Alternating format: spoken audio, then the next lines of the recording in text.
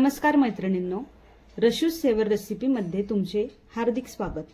आज मी तुम्हाला झटपट बनवता येणारे आणि खूप सारे फुलणारे साबुदाणा बटाटा पापड कसे बनवायचे ते मी तुम्हाला आज सांगणार आहे। साबुदाणा पापडसाठी लागणारे साहित्य म्हणजे 2 वाटी साबुदाणा, भिजवलेला साबुदाणा, त्यानंतर 1 चमचा जिरे, 1 उकडलेला बटाटा, 3 ते 4 मिरच्या, 2 चमचे मीठ। साबुदाणा बटाटा पापड तयार करण्यासाठी आपण आधी ह्या मिरच्या मिक्सरमध्ये फिरवून घेणार आहोत, त्यानंतर बटाटा हा खिसून घेणार आहोत। आपल्याला साबुदाणा बटाटा पापडांसाठी साबुदाण्याच्या 4 ते 5 पट पाणी टाकावं लागणार आहे।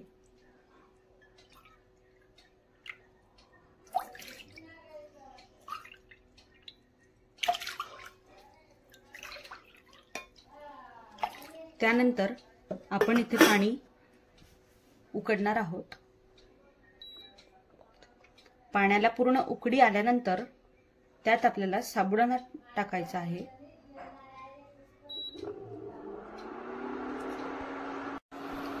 पाण्याला उकळी आलेली आहे, आता आपण त्यात साबुदाणा टाकणार आहोत।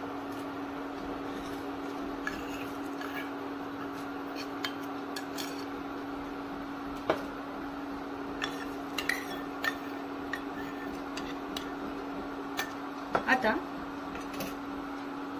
आपल्याला साबुदाणा इथे हलवायचा आहे।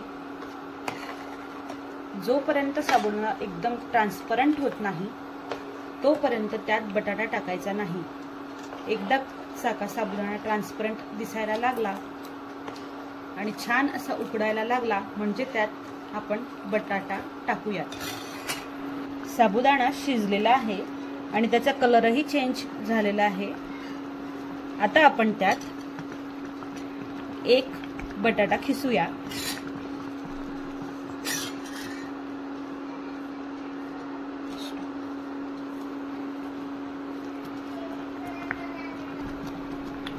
बटाट्याचा खीस यामध्ये पूर्णपणे मिक्स करायचा आहे आणि त्याला 5 ते 7 मिनिटं परत उकडवायचं आहे। आपण आता त्यात मीठ घालूया।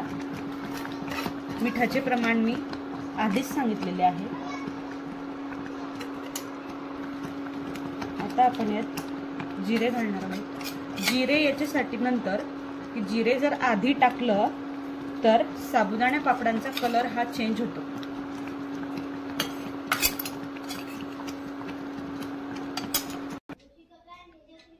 शेवटी आपण यात मिरचीची पेस्ट टाकणार आहोत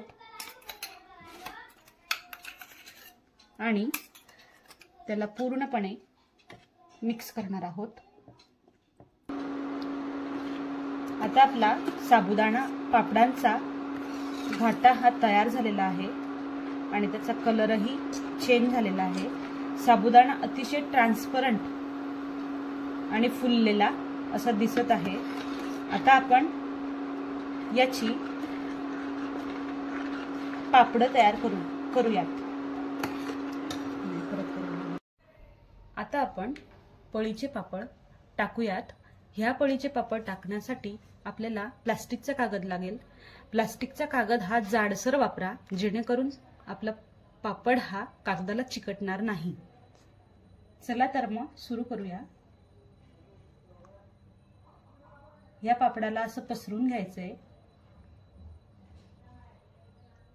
तुम्ही बघू शकता पापड हा अतिशय छान दिसत आहे। साबुदाणाही छान असा फुललेला आहे।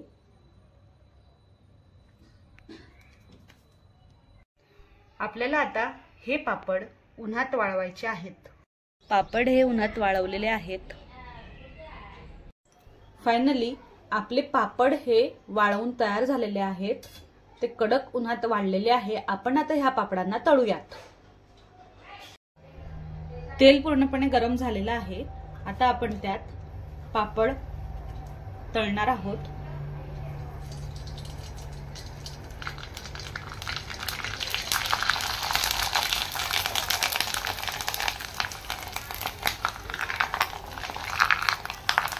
पापड बघा कसा फुलतोय।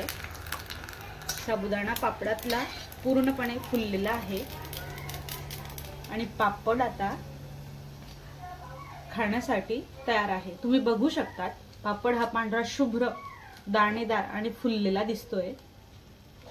पापड हे अगदी पांढरे शुभ्र आणि खायलाही खूप चविष्ट झाले आहेत। जर का तुम्हाला माझी रेसिपी आवडली असेल तर प्लीज लाईक, सबस्क्राईब आणि शेअर करा। Thank you for watching.